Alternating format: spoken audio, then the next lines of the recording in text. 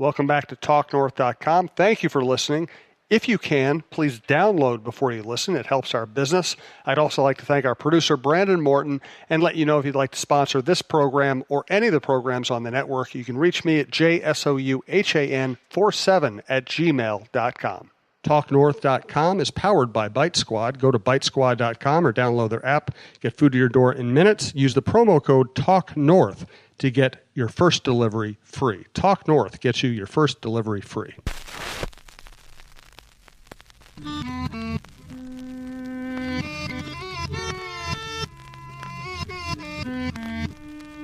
Yeah, oh yeah, what condition my condition was in. Roy, I just got back from 4 days in New York, and I'm exhausted. How did you play baseball in New York and not be exhausted all the time? It was hard. New York is, the city that never sleeps, and even if you want to. Yeah. The city that will not let you sleep is, I think, the better catchphrase for the city. Good Lord.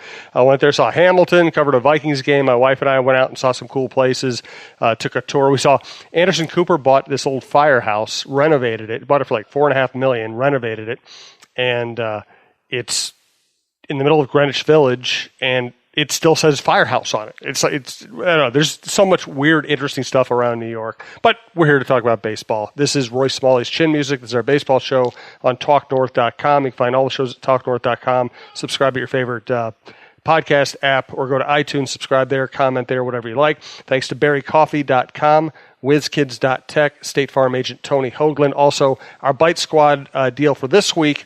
If you order during the week and you want to get free delivery, use the promo code TALKNORTH, one word. If you order Saturday or Sunday, use the promo code Vikings, VIKINGS, 2018, Vikings 2018, and you get $10 off your order. We'd appreciate it if you would take us up on that this weekend. So, World Series about to begin. It might have already begun by the time people actually hear the podcast. Now, I want to do a preview, but let's start with something a little closer to home.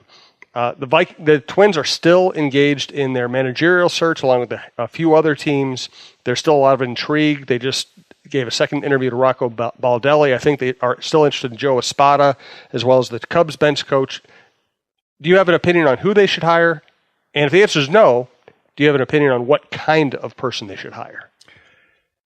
That's a difficult question for me because I thought that they had the answer to both of those questions. And I agree. I thought Paul Molitor was terrific for the club. I thought he was the right kind of guy for the club. And if it's a question of, I don't know that he was given the option for them to say, hey, we want to make all the decisions analytically from up top. Are you okay with that? I mean, it was just like, it was an assumption that he wasn't okay with that. Or it was an assumption that somehow somebody different than somebody other than Paul would get more out of the players that they absolutely need to get more out of somehow. And I'm not meaning obviously Buxton and Sano, Kepler to some degree, and maintaining Rosario's ascendancy, right? So, and I don't know what has been seen in Paul that would make them feel like he or any other manager would be able to have the skills necessary to get more out of those guys. I mean, so to me, it's either we want to do more analytics, and we don't believe Paul will do that. I don't think he was ever given a chance, or he's not the right guy for this group of players, which I think is interesting based on both second half performances of the last 2 years. He might have managed better the second half of the last season than he did in 2017. I agree. He had a AAA team this year. Toward the end, he had a AAA team, and they still got him to 78 wins. And the guys in the big leagues still weren't producing all that much. The second half of the season, Rosario fell off.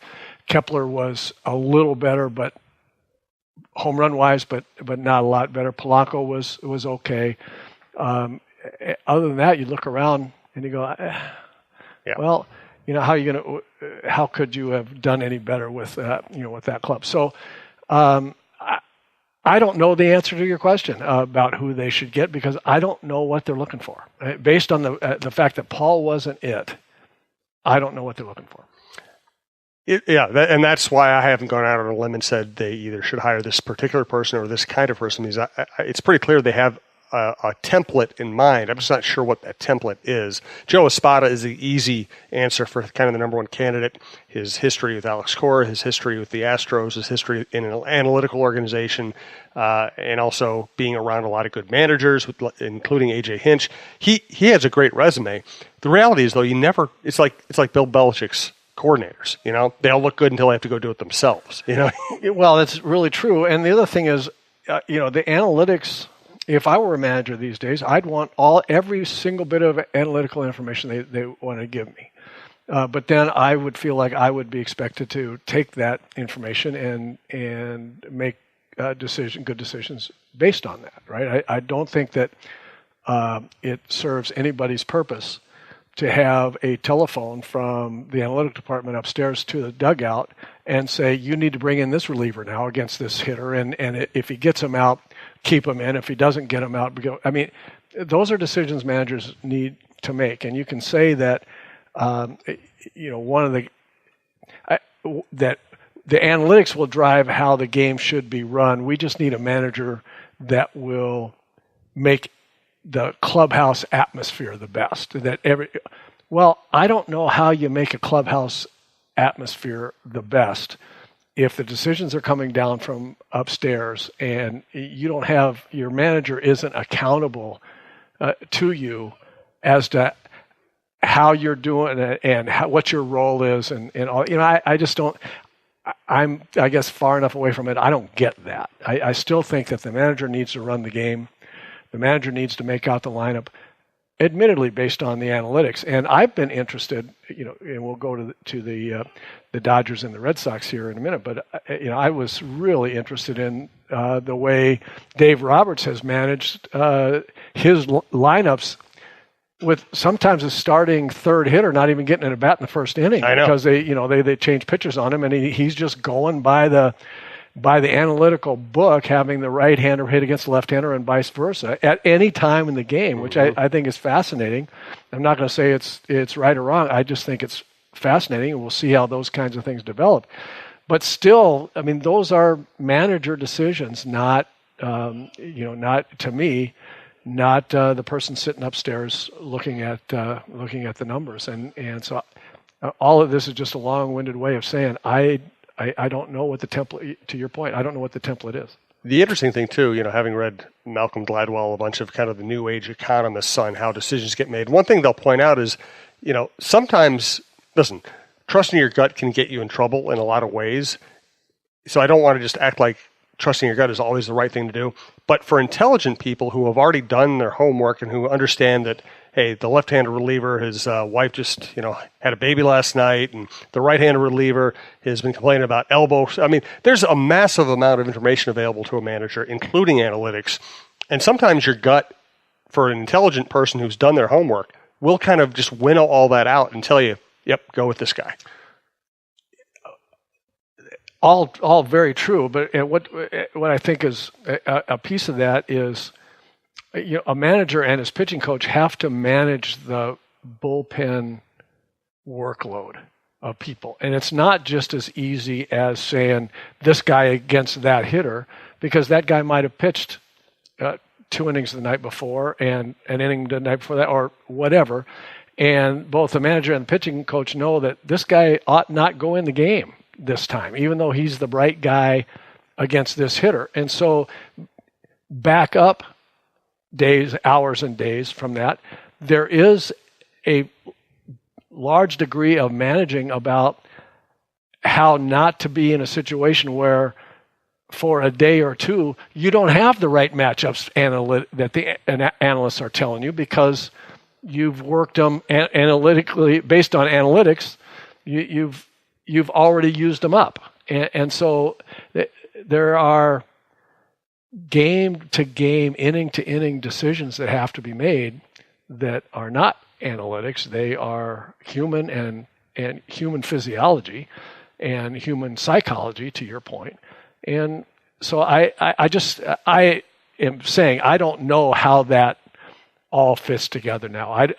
I don't know whether there's anybody in the game, any organization in the game, that is dropping the lineup on the manager's desk before the game, say, here it is, and the manager has to go with that. And then there are phone calls coming down and saying you need to do this or that now. I mean, I don't know if that's happening. If it is, I'd like to know who it is and how they're doing with that. And secondly, I don't know if anybody is just turning it totally. Is Joe Madden managing the club totally with no input at all from anybody other than analytics beforehand? And then, I mean, I don't know. I don't know how much front offices are getting intimately involved with manager decisions before and during the game, and depending on which ones those are, how are they doing? I mean, I don't know anything about that, and I think that, nor do I think does anybody know the extent. So it would be interesting it would be very interesting to me to know. I was thinking about this the other day. I would love to be able to talk with Derek Shelton sometime and say, what'd they ask you in the interview? What'd you talk about? I would love to know. For a guy that when I retired from baseball had some feelers from clubs who wanted me to go into their organization with the idea of becoming a manager at some point in time, and I never did that. So I've never been through a manager interview. I'd love to know what the managers are talking with the front offices about in interviews today. That would be fascinating. Hey, let's talk about Eduardo Escobar briefly before we get to all the postseason stuff. But let's thank Berry Coffee. BerryCoffee.com is where you can find all of their products, all of their services, all of their equipment they can help you out with.